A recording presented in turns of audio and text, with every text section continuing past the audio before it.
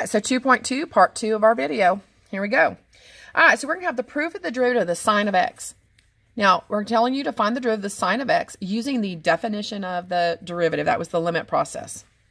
So let's write that rule down first. So we need to remember that the derivative was the limit as delta x goes to 0 of f of x plus delta x minus the f of x all over delta x.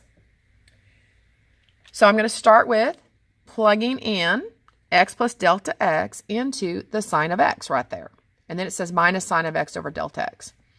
Now, in your trig formula sheets that you were given in the trig class, that was on the pink sheets at the top, your sum and difference rules, that's what we're using right here. So the sine of x plus delta x breaks off into these two right here. Now, I'm going to separate this.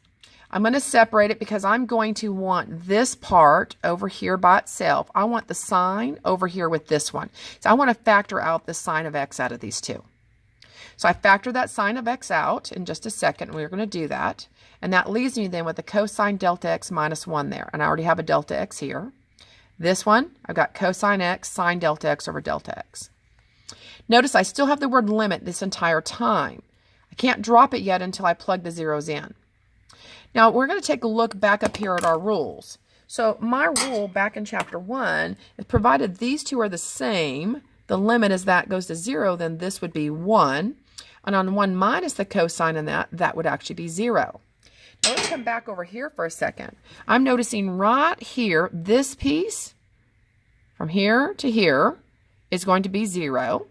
And I notice this piece right here, sine of delta x over delta x, that piece is going to be 1. So what happens then is I can go ahead and separate it like so. See, I did sine of x times this fraction. That fraction is going to be a big old 0. This fraction is going to be a big old 1. Hey, sine of x times 0 would be 0. Cosine of x times 1 would just be cosine of x. We just discovered the derivative of the sine of x is the cosine of x. Now, you will need to memorize this. If you would like to get bonus points for this next test coming up for Chapter 2, you are going to need to do the proof of this and also the other 5 trig functions as well. So for today, you will be able to prove the derivatives of the sine function and the cosine function.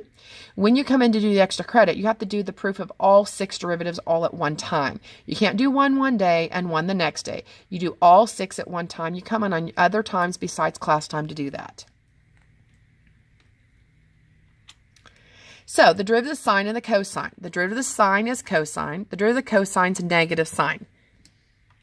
And those are going to be in your Quizlet. They will be added to your test for this new chapter.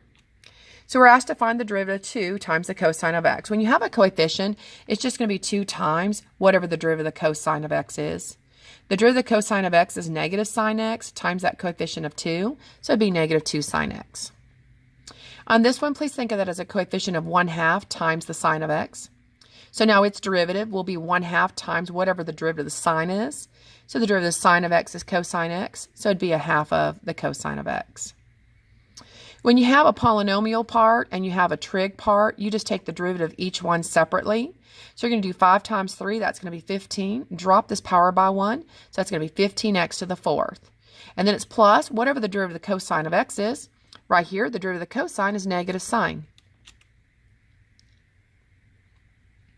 And again, these have got to get memorized. You have no choice around that. Make a flashcard. Start on your Quizlet. Do something. You've got to get them memorized. You're fixing to have derivative of all 6 trig functions that you have to memorize. So it says that you've seen how the derivative is used to find the slope. Derivatives can also be used to find rate of change with a variable with respect to another. Applications could be like population growth rates, production rates, water flow rates, the velocity, the acceleration, and so forth.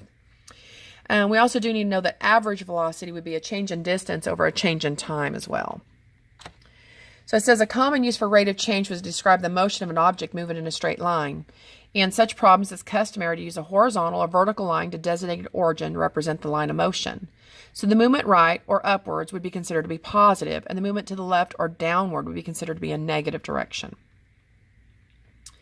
So in this example, if a billiard ball is dropped from a height of 100 feet, its height s at time t is given by this position function.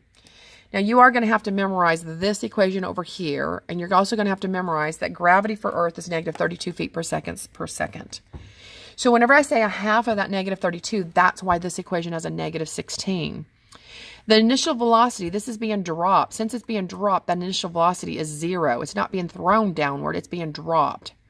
The S sub 0 is the initial height of the object. The initial height is being dropped from 100 feet high. Now it says where S is measured in feet, T is measured in seconds. Find the average velocity over the time interval. So if I can find out what the height of the ball is at 2 seconds, and then the height of the ball at 1 second, wouldn't the difference between them be the distance that it traveled? And yes, it would. So what I'm going to look for is at 2 feet, the ball is 36 feet high off the ground. At 1 second, the ball was 84 feet off the ground. See, how far had it traveled between 1 to 2 seconds? See, when I want that average velocity, the average velocity from 1 to 2 seconds, I need to know what was the change in the distance, which was 48 feet downward over 1 second. So it was traveling negative 48 feet per second on average between 1 and 2 seconds. Now, between 1 and 1.5 seconds, so this time my ball traveled from 84 feet, dropped to 64 feet. So it went down 20 feet over a half a second, which is traveling negative 40 feet per second. See, would that make sense? If my ball is going from 1 to 1.5 seconds, it's traveling 40 feet per second. But from 1 to 2, it's going 48 feet per second on average. And I hope you're thinking, yeah, that would make sense, because the longer the ball is dropping, the faster and faster it's speeding up. The force of gravity is forcing the ball to travel faster as it's dropping. So again, the position function, this is a half of gravity times squared, always your initial velocity times time plus your initial height. And this is in your Quizlet. Get that started and start practicing Quizlet on a daily basis. The velocity function is the derivative of the position function. So if I take this derivative, that would be my velocity function. A velocity can be negative, 0, or positive. If an object's traveling upward, it is a positive velocity. If an object's traveling downward, it is a negative velocity. Okay? If it's standing still, it's a 0 velocity. Now, a speed of an object, that's the absolute value of the velocity. A speed cannot be negative. If I'm driving home or driving back home from work, either way, I'm driving at a positive speed. Okay, both are considered a positive speed. We don't talk about, even if I'm driving backwards, I'm still traveling at, say, 20 miles per hour, whether I'm driving it forward or backwards.